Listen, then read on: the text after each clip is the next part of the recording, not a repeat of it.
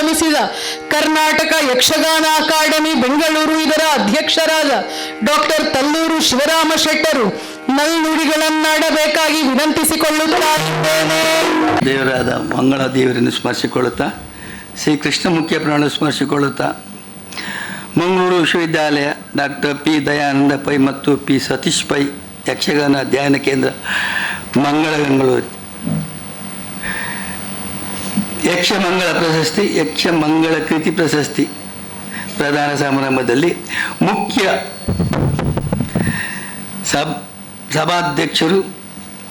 ಅಧ್ಯಕ್ಷರು ಸನ್ಮಾನ್ಯ ಕುಲಪತಿ ಮಂಗಳೂರು ವಿಶ್ವವಿದ್ಯಾಲಯ ಪ್ರೊಫೆಸರ್ ಪಿ ಎಲ್ ಧರ್ಮರವರೇ, ಹಿರಿಯ ಯಕ್ಷಗಾನ ಅರ್ಥಧಾರಿ ಡಾಕ್ಟರ್ ಮಹಾನಂದ ಬನ್ನಾರಿ ಕಾಸರಗೋಡವರೇ, ಹಿರಿಯ ಯಕ್ಷಗಾನ ವಿದ್ವಾಂಸರು ಮತ್ತು ಹಿರಿಯ ಕಲಾವಿದರು professor M L ಸಾಮಗ್ರೆ,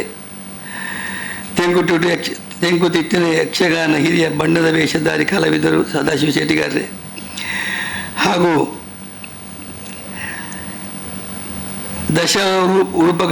ರೂಪಕಗಳ Dashavatara Ashok ಹಾಸ್ಯಗಾರ್ರೆ, ಅಭಿನಯ ನುಡಿ ಜಾನಪದ ವಿದ್ವಾಂಸರು ವಿಶ್ರಾಂತ ಕುಲಪತಿಗಳು ಪ್ರೊಫೆಸರ್ ಕೆ ಚೆನ್ನಪ್ಪಗೌಡ್ರೆ, ಗೌರವ ಉಪಸ್ಥಿತಿ ಕುಲ ಸಚಿವರು ಮಂಗಳೂರು ವಿಶ್ವವಿದ್ಯಾಲಯ ಕೆ ರಾಜು ಮಗರಿಯವರೇ, ವೇದಿಕೆಯಲ್ಲಿದ್ದ ಗಣ್ಯರೇ, ವೇದಿಕೆಗೆ ಮುಂಭಾಗದಿರುವ ಗಣ್ಯಾದಿ ಗಣ್ಯರೇ,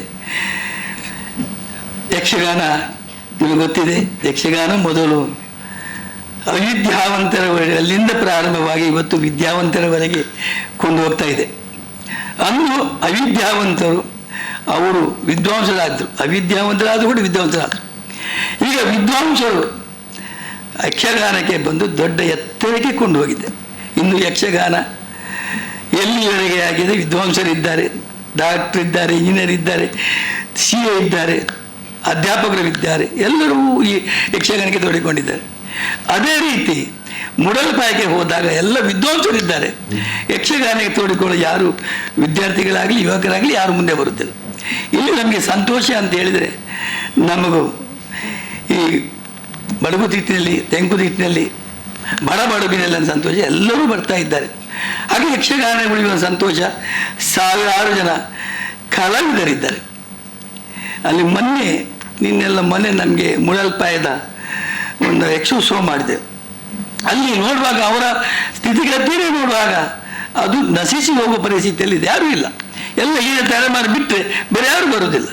ಹಾಗೆ ಇಲ್ಲಿ ನಾವು ಹೆಮ್ಮೆ ಪಡುವಂಥದ್ದು, ಸಂತೋಷ ಪಡುವಂಥದ್ದು, ನಮಗೆ ಖುಷಿ ಪಡುವಂಥ ವಿಷಯ ಅಂತ ಹೇಳಿದ್ರೆ ನಮ್ಮಲ್ಲಿ ಎಲ್ಲರೂ ಬರ್ತಾ ಇದ್ದಾರೆ.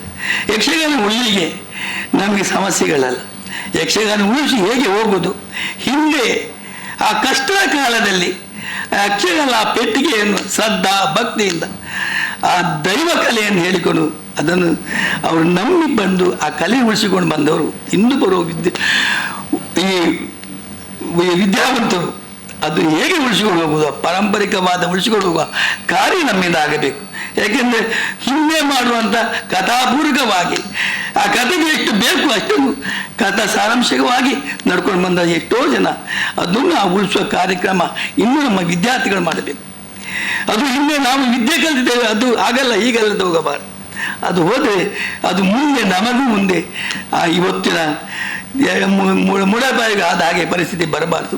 ಅದಕ್ಕೆ ಮುಂದು ಬದುಕಿನಲ್ಲಿ ಏನಿದೆ ಅಂತೇಳಿ ಈ ಯಕ್ಷಗಾನ ನಮ್ಮ ಮಣ್ಣಿನ ಕಲೆ, ಉಳಿಸುವ ಕಲೆ, ಉಳಿಸಬೇಕಾದ ನಮ್ಮೆಲ್ಲರ ಕರ್ತವ್ಯ.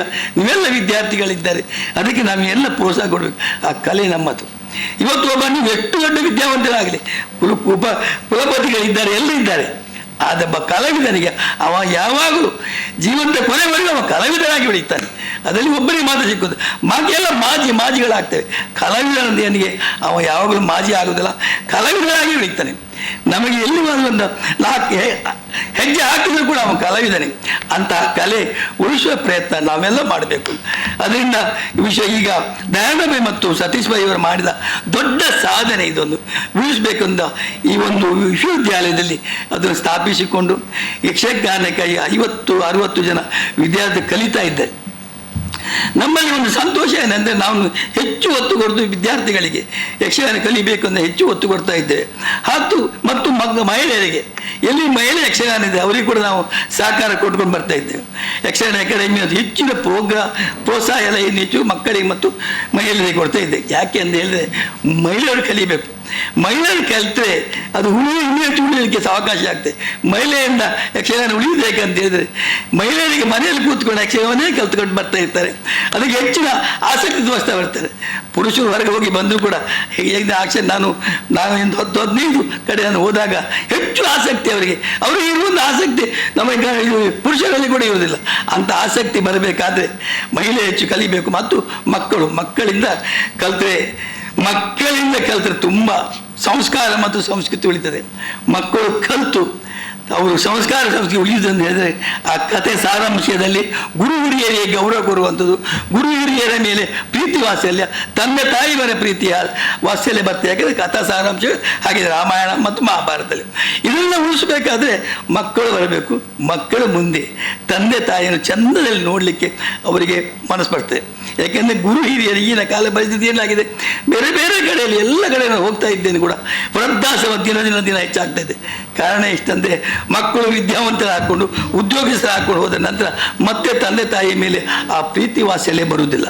ಅವರ ಮೇಲೆ ಅವರದ್ದೇ ಕಷ್ಟ ಇರ್ತದೆ. ಬಾಕಿ ದುಡ್ಡು ಬೇಕಾದಷ್ಟು ಕೋಟಿಗಟ್ಟಲೆ ದುಡ್ಡಿದ್ದವರು ಕೂಡ ವೃದ್ಧಾಶ್ರಮದಲ್ಲಿ ಹಾಕಿ ಬಿಡಿ ಅಂತ ಹೇಳ್ತಾರೆ. ಹಾಗಾಗಬಾರದು ಎಂಬ ಉದ್ದೇಶದಿಂದ ಮಕ್ಕಳಿಗೆ ಹೆಚ್ಚು ಯಕ್ಷಗಾನ ಒತ್ತು ಕೊಟ್ಟು ಮಕ್ಕಳು ಯಕ್ಷಗಾನ ಕಲಿಬೇಕೆಂಬ ಉದ್ದೇಶವೇ ನನ್ನದು. ಆದ್ದರಿಂದ ನಾನು ಇಷ್ಟ ಹೇಳಿದೆ, ನೀವೆಲ್ಲ ವಿದ್ಯಾರ್ಥಿಗಳೇ ಯಕ್ಷಗಾನ ಕಲಿ, ಅದರಿಂದಲೇ ಸಿಕ್ಕುವಂಥ ಸವಲತ್ತು, ಅದರಿಂದ ಸಿಗ್ತಾ ಮನಸ್ಸಿಗೆ ಬೇಕಾದ ಮನಸ್ಸು ವಿಕಾಸಕ್ಕೆ ಬೇಕಾದ ಶಕ್ತಿ ಇರ್ತದೆ. ಹಾಗೆ ತಂದೆ ತಾಯಿಯನ್ನು ಪ್ರೀತಿ ವಾತ್ಸಲ್ಯದಿಂದ ಅವರನ್ನು ಕೊನೆವರೆಗೂ ನೋಡಿ ಹಾಗೆ ಬದುಕು ಎಷ್ಟು ಒಂದು ಸುಂದರವಾದ ಈ ಬದುಕಿಗೆ ತಂದೆ ತಾಯಿಯ ಮೇಲೆ ಗೌರವ ಕೊಟ್ಟು ಅವರು ಸಲಗಿದರೆ ಮಾತ್ರ ನಾವು ಹುಟ್ಟಿದ್ದಕ್ಕೆ ಸಾರ್ಥಕವಾಗ್ತಂತ ನಾನು ಹೇಳ್ತಾ ಇನ್ನೊಂದು ಉದ್ಘಾಟನೆ ಮಾಡಿದ್ದೇನೆ. ನನಗೆ ಕಳಿಸಿ ಒಂದು ಅವಕಾಶ ಕೊಡ್ಲಿಕ್ಕೆ ಒಂದು ನನ್ನ 2 ಮಾತು ಮುಗಿಸ್ತೇನೆ. ನಮಸ್ಕಾರ.